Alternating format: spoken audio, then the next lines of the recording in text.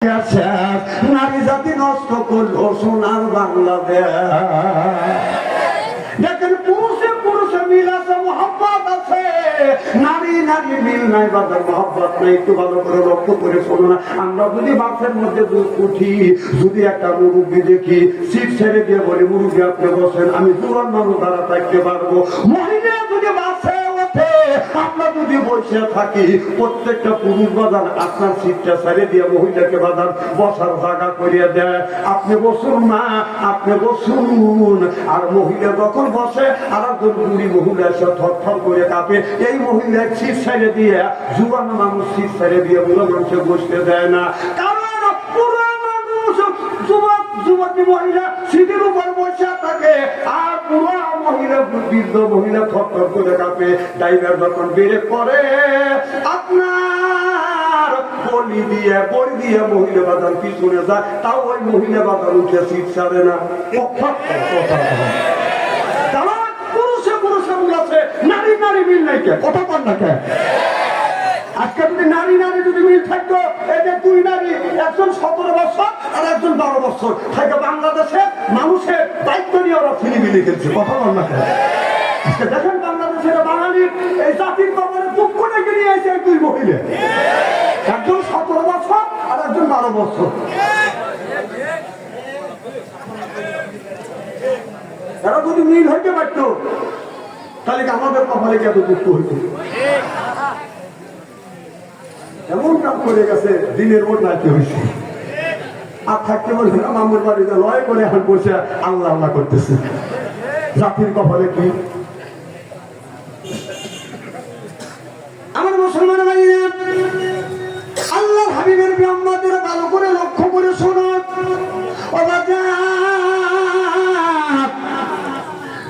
আল্লাহ বলে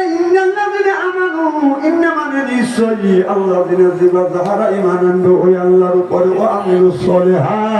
আপনারা নেক কাজ করবেন, নেক কাজের মধ্যে নামাজ আছে, রোজা আছে, হজ আছে, যাকাত আছে, কোরবানি আছে, ভালো ভালো কাজ বাদান নেক কাজের মধ্যে বাদান ঢুকিয়ে গেছে। সেই মানুষরা জান্নাতে যাবে, আপনার 70,000 হুর আসবে, রিসিপশন করে বাদান জান্নাতে নিয়ে যাবে। আর জান্নাতে হুর আসিয়া জান্নাতি মেহমান পাইয়া গাড়ির উপর যখন হাত বুলাবে, 1 নজর তাকাইবে, 70,000 বছর চলে যাবে। আল্লাহু আকবার বললেন না? তাহলে কত সুন্দর চেহারা এই হুরে। আর এই হুর যদি ভুল করিয়া জমিনের মধ্যে বাদান ফুটু ফেলতো, তাম পৃথিবীর মাটিতে বাদান আতরের মতন ঘেরানো হয়ে যাইতো। হুর যদি ভুল করিয়া পৃথিবীর পানিতে যদি থুতু ফেলতো, তাম পৃথিবীর পানিতে দুধের মতো সাদা হয়ে যাইতো। সিল্লেকান আল্লাহু আকবার। আর আমাদের ঘরে ঘরে একটা করে হুর রয়ে গেছে। এই হুরের আপনারা বালিশে নাক রাখা যায় না। কথা বল না? কে রাতের বেলা শুয়েছে ল্যাবড়া স্যাবড়া দিয়ে বালিশটা নষ্ট করছে। জান্নাতি হুর যখন আপনাকে জান্নাতের মধ্যে আহ্বান করবে, হুর চোখে বাদান ময়লা নাই, বাদান কানে বাদান ময়লা নাই, মুখে বাদান দুর্গন্ধ নাই। আর আমাদের যে ঘরে ঘরে একটা করে হুর আছে, এই হুর যদি রাইতে শুয়ে থাকে, সকালবেলা ব্রাশ না করলে হুরের মুখের কাছে নাক নিয়ে ওলায় না।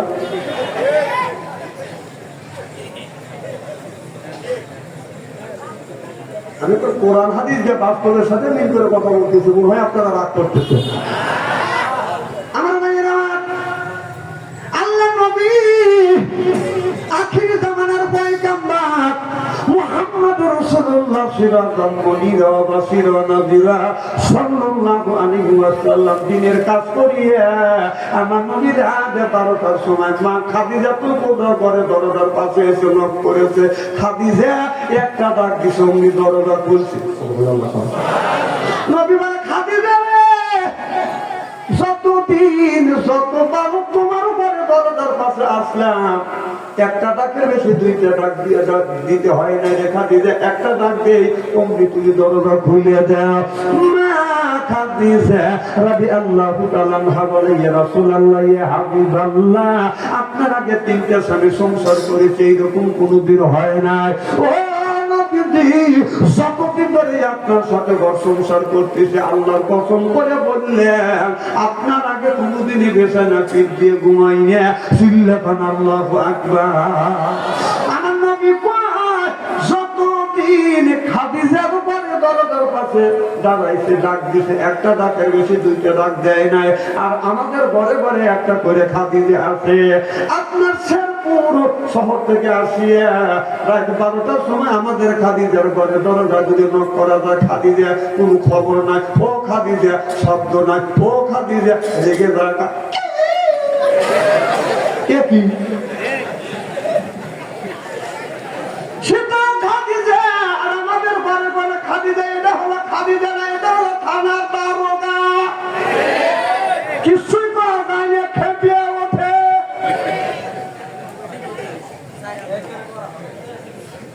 আল্লাহ নবী বললেন খাদিজা তুমি কি ঘুমাও না? মা খাদিজা তুমি কুবরা বলে ইয়া রাসূলুল্লাহ ইয়া হাবিবাল্লাহ আল্লাহর কসম করে বলতেছি গো নবীজি যতদিন ধরে আপনার সাথে ঘর সংসার করতেছি একটা দিনে বিছানায় পিঠ দিয়ে ঘুমোতে যাই না আপনার আগে। যতক্ষণ বড় করে আপনি বাসায় না আসেন আমি খাদিজা দরজার সাথে পিঠ লাগাই আপনার জন্য অপেক্ষা করি। সিল্লা সিল্লা কোন আল্লাহু আকবার। আমার নবী হাত টান করে দেয় আর বলে খাদিজা আয় আমার বুকে আয়। মা খাদিজা তো কোবরা আমার নবীর বুকের সাথে মাথা ঠেকালে না।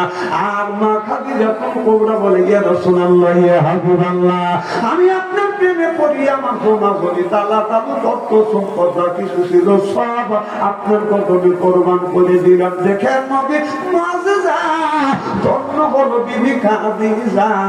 দেখেন নবীর মুআজিজা ধন্য হলো বিবি খাদিজা।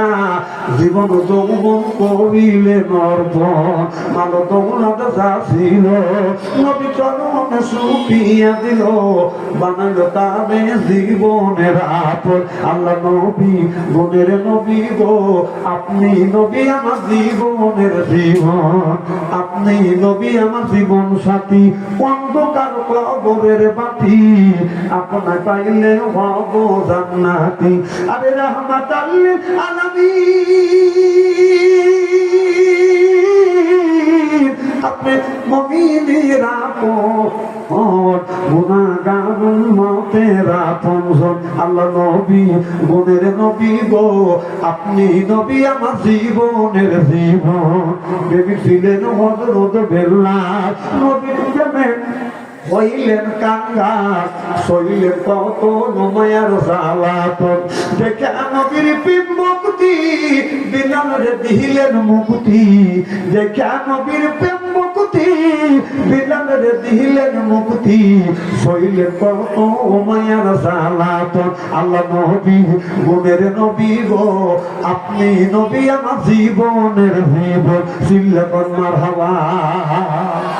আল্লাহ নবী বিবি খাদিজা নবীর বুকের সাথে যখন মাথা ঠেকাইলেন আমার নবীর মা খাদিজা চুল ধরে চুমো দিলেন। সুবহানাল্লাহ তো জোর কর। মা খাদিজা তোর কোবরা বলে নবী গো আপনি আমার মাথার চুল ধরে চুমো দিলেন। আল্লাহ নবী বলেন খাদিজা আমি তোমার চুলে চুমো দিয়ে এই পৃথিবীর নারীদের ইজ্জত আর মর্যাদা বাড়িয়ে দিয়ে গেলাম। আল্লাহ নবী বলে খাদিজা রে তোমার চুল ধরছি চুমো দিছি আর তোমাদের মর্যাদা আমি নবী বাড়িয়ে দিয়ে গেলাম। আল্লাহ নবী বললেন নারীর চুল ধরে স্ত্রী চুল ধরে চুমা খায় এটা হলো নবীর আদর্শ ভিত্তিক সুন্নাত। এই সুন্নাতটা কারা আমরা আদায় করি? কারা কারা বইয়ের চুল ধরে চুমা খায় একটু হাত তুলে দেখান তো দেখি। আলহামদুলিল্লাহ পাইছি। এই দুজন তিনজন লোক পাঠিয়ে বিড়ির চুল ধরে চুমো দিচ্ছে আর সব মানুষ চুল দিলে বিড়ির চুল ধরে চুমা দেয় না, ও চুল ধরে ধরে মারে। বাবা তাহলে বোঝা গেল আপনারা বউ মারবে।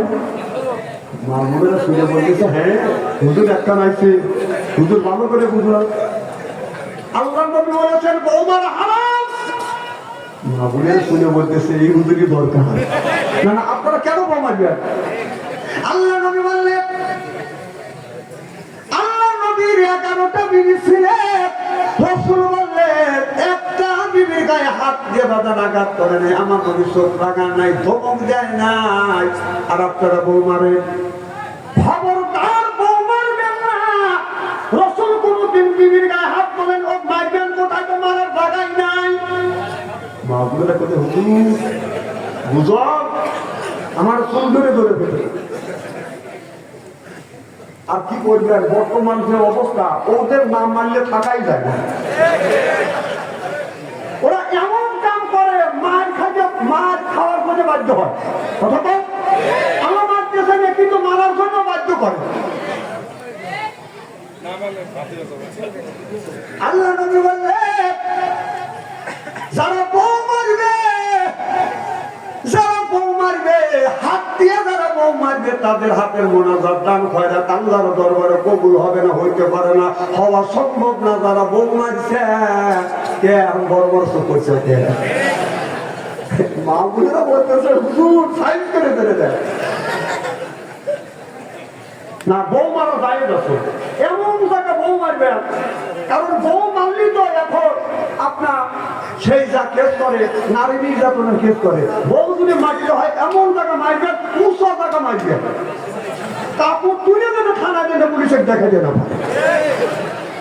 ওরা এমন কাজ করে, ওদের মারা ফরজ হয়ে যায়। ঠিক পুলিশ মানুষ করে আসতেছে না, আমি মা বোনদের পক্ষে, কারণ আমি মা পেশা থেকে জন্ম নিচ্ছি। দুনিয়ার যত হাফেজকারী মৌলানা, ওলি আল্লাহ, নবী রাসূল সব মা পেশা থেকে জন্ম নিয়েছে। না, আপনার স্বামীর সাথে খারাপ ব্যবহার করবেন কেন? এদিন রাসূল বলছে, কেউ যদি এই হাত দিয়ে বউ মারে, তার হাতের মোনাজাত দান খয়রাত আল্লাহর দরবারে কবুল হবে না, হইতে পারে না। আমার ভাইরা, আল্লাহ নবী হাদিস শরীফের মধ্যে বলেছে, নারীরা, স্বামী যদি রাগের সময় তোমার গায়ে যদি আঘাত করে থাকে, মা স্বামী যদি তোমার গায়ে আঘাত করে থাকে, মা স্বামী তোমাকে মারছে, এই কথাটা মানুষের কাছে তুমি গোপন আপনার ওপেন করো না। তোমার স্বামী তোমাকে মারছে, এইটা যেন শ্বশুর শোনে না। স্বামী তোমাকে মারছে, এইটা যেন শাশুড়ি শোনে না। স্বামী তোমাকে মারছে, এইটা যেন তোমার ছেলে মেয়ে শোনে না। স্বামী মারছে মা, এই কথাটা যদি গোপন করে রাখো, আল্লাহ নবী বললেন কিয়ামতের ময়দানে আল্লাহ তোমাদের কিছু কিছু গুণ গোপন করে রাখবে। নবী বললেন, স্বামী যদি মানে তোমরা গোপন করে রাখো।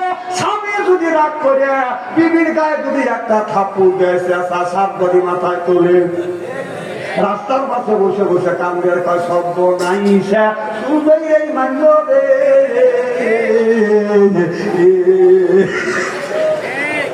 ঠিক কিনা বলো?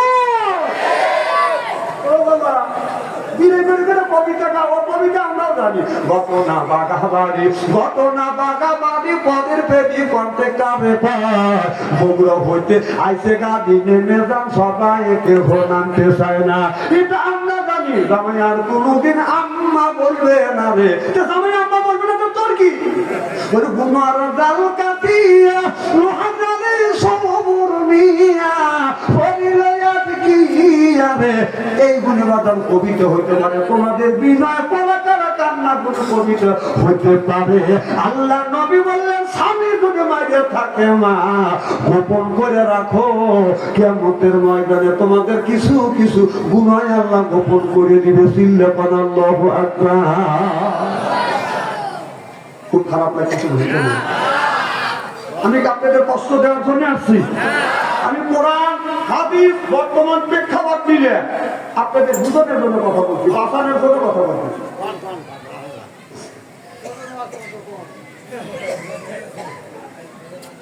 ফজর নামাজ পড়তে, আচ্ছা যে কয় হা হা ফজর নামাজ পড়বে, ও কি ফজরের নামাজ পড়ে?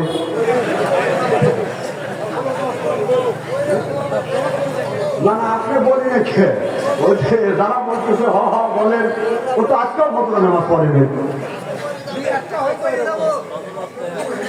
আমরা চিনি বাংলাদেশে যদি আজকে নামাজি লোক যদি বেশি হইতো, তাহলে বাংলাদেশের এই মানুষের কপালে এইগুলি হইতো না।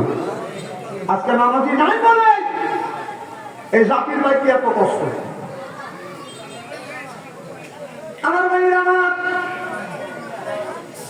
এদিকটা কাট, সিয়েরা একবারে খারাপ না, কেন একটা জায়গায় সময় করে ওই বলে পাঠাচ্ছে। মুসলমান ভাইরা, আল্লাহ হাবিবের জান্নাতের ভালো করে লক্ষ্য করুন। আল্লাহ নবী আখিরি জামানার পয়গম্বর মুহাম্মদুর রাসূলুল্লাহ সিরাজাম মুনীরা ওয়া বাশীরা ওয়া নাযীরা সাল্লাল্লাহু আলাইহি ওয়াসাল্লাম। আল্লাহ নবী সাহাবী নিয়ে এরকম করে আলোচনা করতেছে এবং সময় আল্লাহ নবী বললেন, সাহাবীরা রে, দাড়ি পাকা চুল পাকা বুড়া মানুষ আল্লাহ জান্নাতে কোনোদিন যাইতে পারবে না। একটা বুড়ো সাহাবী কান্দে হরাম হয়ে গেলেন। আল্লাহ নবী বললেন, সাহাবী তুমি কেন কান্দো? সাহাবী বলে, ইয়া রাসূলুল্লাহ, ইয়া হাবিবাল্লাহ, আপনি আপনার সোনার জবান থেকে বলেছেন দাড়ি পাকা মানুষ চুল পাকা মানুষ আর বুড়া মানুষ আল্লাহর জান্নাতে কোনোদিন যাইতে পারবে না। আপনার কথা মিথ্যা হবে না। আল্লাহ নবী বললেন, সাহাবী তুমি কাঁদো না, এই মুহূর্তে আল্লাহ যদি তোমাকে এখন জান্নাতে দেয়, তুমি কি জান্নাতে যেতে চাও? সাহাবী বলেন, নবী গো, নামাজ পড়ি জান্নাতের জন্য, রোজা রাখি জান্নাতের জন্য, হজ করি জান্নাতের জন্য, জিহাদের ময়দানে যাই চাঁদা দেই জান্নাতের জন্য, আমি জান্নাতে যাইতে চাই। আল্লাহ নবী বললেন, আল্লাহ তোমাকে এখন জান্নাত দিবে। সুবহানাল্লাহ। নবী বললেন, সাহাবীরে, আল্লাহ যদি তোমার জান্নাতে দেয়, তুমি কি চাও? সাহাবী বলে, নবী গো, আমি বুড়া মানুষ আর জান্নাতের মধ্যে কি চাবো? বেশি কিছু চাই না। ও নবী, যে জান্নাতের মধ্যে যেন আল্লাহ স্বর্ণ দিয়ে একটা বিল্ডিং বানা দেয়। আল্লাহ নবী বললেন, তোমাকে স্বর্ণের একটা বিল্ডিং দিলে আর তুমি কি চাও? সাহাবী বলে, নবী গো, বুড়া মানুষ আর বেশি কিছু আশা নাই, আল্লাহ যেন হীরা কাঞ্চন মুক্ত দিয়ে যেন একটা খাট দেয়। আল্লাহ বললেন, হীরা কাঞ্চন মুক্ত দিয়ে তোমাকে একটা খাট দেবে আর স্বর্ণের একটা বিল্ডিং বানা দিবে। খাবারের জন্য তুমি কি চাও? সাহাবী বলে, নবী গো, আমি বুড়া মানুষ, আমার মুখের একটা দাঁতও নাই, আল্লাহ যেন জান্নাতের মধ্যে আঙ্গুর ফলের বাগান দেয়। আল্লাহ নবী বলেন, সাহাবী, এত ভালো ভালো ফল থাকার পরে তুমি কেন আপেল ফল চাও? সাহাবী বললেন, ইয়া রাসূলুল্লাহ, ইয়া হাবিবাল্লাহ, আমার মুখের 32টা দাঁত, একটা দাঁতও নাই গো নবীজি। আল্লাহ যদি আঙ্গুর ফলের বা আপেল ফলের যদি বাগান দেয়, আপেল ফলটা আমরা খাইতে পারবো না, কারণ আমার মুখের একটা দাঁত নাই। আঙ্গুর ফলের বাগান দিলে মুখের মধ্যে নিয়ে মাছকে দিয়ে হাসি মারবো, রসে আমার পেট ভরিয়ে যাবে। আমি এই হাদিসটা পড়িয়া মনে মনে চিন্তা করলাম, দেখি একটা আপেল ফল কিনে আনলাম, বাজার থেকে বড় একটা আপেল ফল কিনে আনিয়ে আমাদের এলাকার একটা মুরগি দাঁতও নাই, মুখের একটা দাঁত না। আমি বললাম, দাদা, এই আপেলটা তুমি কি খাবা? বলে, খাবো, খুব খাইতে মন চাচ্ছে। আমি বললাম, খাইতে পারবি? দেও, আমি খাবো, আমাকে থেকে করে দেও, শেষে দেও। শেষে বোঝেন না কি?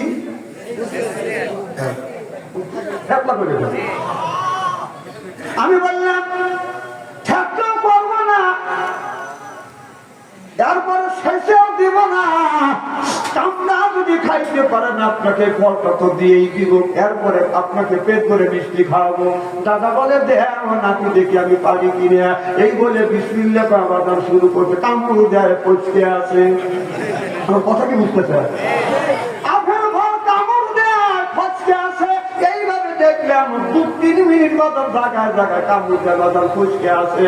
হাতে নিয়ে দেখি বাদাম আপনার একটা দাগও হয় নাই। আমি তখন চোখের পানি আর ধরে রাখতে পারলাম না। আমি তওবা করতে লাগলাম, আল্লাহ, রাসূলের হাদিস আমি মিথ্যা মনে করি নাই, তবে আমি একটু দুনিয়া যাচাই করার জন্য, নিজেই যাচাই হওয়ার জন্য আমি এই কাজ করছি। আল্লাহ তুমি বেজার হয় না। সাহাবী বলে, ইয়া রাসূলুল্লাহ, ইয়া হাবিবাল্লাহ, আমি দেখলাম ও বাবা, ওই দুটো মানুষ বাগান আপেল ফল খাইতে পারে নাই, কারণ আঙ্গুর ফল এমনি চায় না। যার দাঁত নাই ওনার কাছে আপেল ফল যেন ভাঙতে পারবে না। তো কবে কাটিয়ে দিলে খেতে করে দিচ্ছে, কারণ যে কামড় দিবে যে ফচকে আছে না। কামড় দিয়ে যে কামড় তো ঢোকা লাগবে না, ঢুকে দিবে, সেই জিনিস কি আছে? যার দাঁত নাই সেই এখন দাঁতের মর্যাদা বদলে। তাও থাকবেন পারে না, পরিষ্কার ভাষা কথা বলবেন পারে না, গরু গোস্ত দিয়ে খালি করতে আল্লাহ আসেন না। ও সময় আসবে, আসবে। আল্লাহ নবী বলেন, সাহাবীরে, দিবে। তবে এক একটা পুরুষকে আল্লাহ 70 করে বউ দিবে। বউকে তুমি নিবে না? সাহাবী বলে ইয়া রাসূলুল্লাহ, ইয়া হাবিবাল্লাহ, এত বউ দিয়ে বুড়ো বয়সে আমি কি করব? আল্লাহ নবী বললেন বউ তোমাদের নিতেই হবে। বউয়ের বয়স হবে 16 থেকে 17 থেকে 18, এর চাইতে বড় হবে না বাদান, ছোট হবে না। তাদের 70 করে বউ নিয়ে বাদান জান্নাতে যাওয়া লাগবে। সাহাবী শুনকে যা বলে নবী গো, একটা বউ রাখার যোগ্যতা আমার নাই। আর 70 বউ যাদের বয়স 16 থেকে 17, এই এত অল্প বয়সের বউ দিয়ে আমি কি করবো? না আমার মাইকে বালাইবে। সাহাবী কয় নবী গো, আমি বউ নিব না। আল্লাহ নবী বললেন বউ নিতেই হবে। সাহাবী বলে নবী গো, আমি বউ নিতে চাই না। আল্লাহ নবী বললেন বউ নিতেই হবে। সাহাবী বলে নবী গো, আল্লাহ যদি জোর করে বউ দেয়, আমি বউয়ের হক আদায় করতে পারবো না। ছায়া ছায়া দেখা ছাড়ার কোনো পথ থাকবে না। সুবহানাল্লাহ, জোর কর। আল্লাহ নবী বলেন রে সাহাবী, আল্লাহ তোমাকে এই শরীরটা, এই মানুষটাকে আপনার সাজে গজবাদা লম্বা করবে, আর সিনেটা আপনার 7 হাত প্রশস্ত করবে, আর 70টা দিবি না, 70টা বউ রাখার যোগ্যতা আল্লাহ ওই পুরুষকে দিয়ে দিবে। সিল্লাপান আল্লাহু আকবার। আজকে দেখেন না আমাদের দেশের যুবকদের ইমান নষ্ট হয়ে গেছে বাদান মোবাইলের ভিতরে। কথা কন্যাকে মোবাইলের মেলা, এখন আর চিঠি লেখা লাগে না। ছেলে সারা রাতে গিয়া ফোনে কথা বলিয়া লেখা পড়াইয়া ছেলের ভালো লাগে না। মোবাইল ফোন আসিল কি দোলা লাগিল, ফটরের গুণ তো পোলার বাংল না। মোবাইল সারা ছেলে চলে না, মোবাইল সারা মিয়া চলে না। মোবাইল ফোন আসিল কি দোলা লাগিল, ফটরের গুণ তো পোলার বাংল না। সিল্লা বলুন ঠিক কিনে?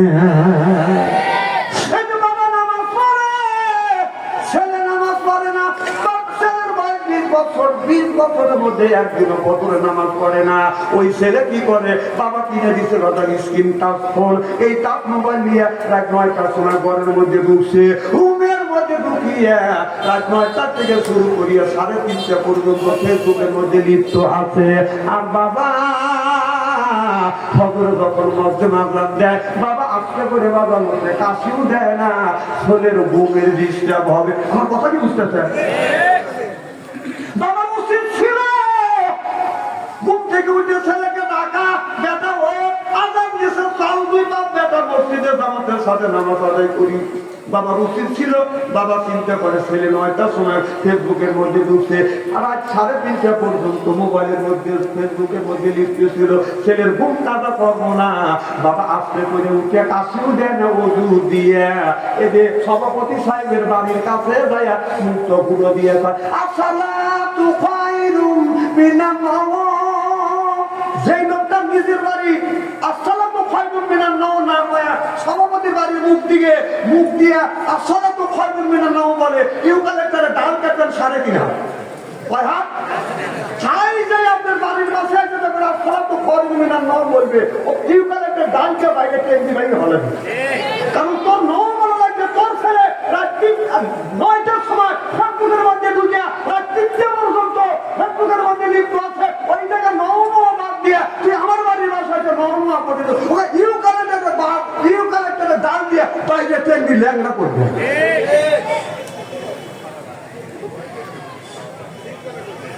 খারাপ বলতেছে, নিজের ছেলের ঘুম নষ্ট করবে না, আর পরের বাড়িটা ঘুম নষ্ট করতেছে। নরমা ওই জায়গায় রাখো।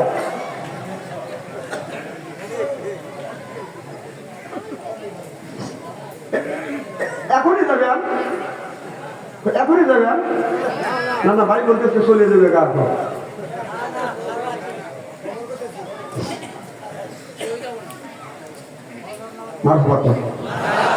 খুব কি খারাপ লাগতেছে। আরো যদি বোনটা দেড় ছুটে আলোচনা করি, শোনার জন্য রাজি আছেন তো? আমার সাথে আমি একজন মুসাফির মানুষ, 3 শ্রেণীর মানুষের দোয়া কবুল করে। মা বাবার দোয়া, মুসলিমের দোয়া, মুসাফিরের দোয়া। আমি মুসাফির হালাতে আছি, আমার সাথে একই সাথে আখির মোনাজাত দিয়ে বাসায় যাওয়ার মন মনসতা কি আছে? যে কার কার আছে একটু অর্ডার জানতে দেখি। লিল্লাহে তাকবীর। ওই দেখো ওই যে পিছন থেকে হাত তোলে না। আল্লাহ যে হাত তুললো না, তুই ওর হাতে পেরা কে হাত তুলছে না না। ওই যে যারা পিছনে আছে ওরা চিন্তা করতেছে বাপসান্তারের সামনে পড়িনি, আল্লাহ বাঁচাইছে। সুবহানাল্লাহ খালি আপনারা বলতেছেন, হেরা বলতেছে বিপদ থেকে বাঁচছি। ওনারা তো সুবহানাল্লাহ, আপনারা সুবহানাল্লাহ বলতেছে, হেরা কোন সুবহানাল্লাহ সুবহানাল্লাহ কেন বাঁচে গেছে? আপনারা আল্লাহ আকবার বলতেছেন, ওনারা ওখান থেকে আল্লাহ আকবার। দেখেন পিছনের লোকরা আত্মা খুলে সুবহানাল্লাহ বলে না, আল্লাহু আকবার বলে না। ঠিক কিনা বলুন? পিছন থেকে আল্লাহু আকবার বলেন তো, ওই পাশে বলে না। জনগণ আপনারা বলেন আল্লাহু আকবার। দেখছেন আওয়াজ আপনাদের ভালো হচ্ছে না এদের ভালো হচ্ছে?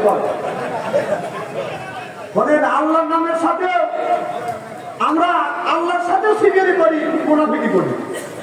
এদিকে ঈশান নামাজ পড়ছি না আমরা, কম করে হলে 9 রাকাত নামাজ পড়ছি। কয় রাকাত? 9 রাকাত নামাজের মধ্যে 9 বার বলছি ইহদিনাস সিরাতাল মুস্তাকিম, আল্লাহ সঠিক সরল পথ দেখাও। সিরাতাল লাযিনা আনআমতা আলাইহিম, আল্লাহ ওই পথে আমাদের, ওই দলে আমাদের পরিচালিত করো। সালেহীন, সুহাদা আর সিদ্দিকিন, ওই দলে আমাদের দলভুক্ত করো। গায়রিল মাগদুবি আলাইহিম ওয়ালাদ দাল্লিন, আল্লাহ ওই পথে আমাদের নিও না যারা অভিশাপ প্রাপ্ত লোক। দিনের মধ্যে আপনার ঈশান নামাজের সময় 9 বার বলছে, মাগরিবের সময় 5 বার বলছি, ঈশান নামাজে 7 বার বলছি, যোহর নামাজের মধ্যে 9 বার বলছি, ফজরের সময় 4 বার বলছি। কিন্তু বলি যে আল্লাহ তুমি ওই দলে দলভুক্ত করো, সিরাতাল মুস্তাকিম, যে নিয়ামতপ্রাপ্ত দলের মধ্যে তুমি দলভুক্ত করো। কিন্তু আশা নিয়ামতপ্রাপ্ত দল যে দলে চলছে, যে পথে চলছে, ওই দলে না যায় আমরা অন্যায় করতেছি, আর এক পথে চলতেছি। কি মুনাফিকি করতেছি আল্লাহর সাথে? কথা বল না কেন? মুনাফিকি বাদ দেন, আল্লাহর সাথে মুনাফিকি হচ্ছে। এখানে বলতেছি সিরাতাল মুস্তাকিম, সিরাতাল লাযিনা, আল্লাহ সঠিক সরল পথ দেখাও। সিরাতাল লাযিনা, ওই পথে আমাদের নিও না, ওই পথে ওই দলে আমাদের দলভুক্ত করো।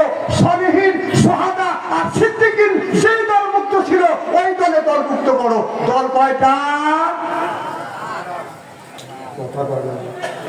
আরে ভাই দল কয়টা? আরো জোরে। একটা হলো ইবাদতে রহমানি, আর একটা হলো ইবাদতে শয়তানি। একটা হলো হিজবুল্লাহ, একটা হলো হিজবুল শয়তান। আর আমরা ওই দলে দলভুক্ত হবো কেমনে? আমরা শরিয়া আইনে তো বিশ্বাস করি না। যে শরিয়া আইন বিশ্বাস করে না সে মুসলমান থাকতে পারে না, পারে না, পারে না। কথা বল না কেন?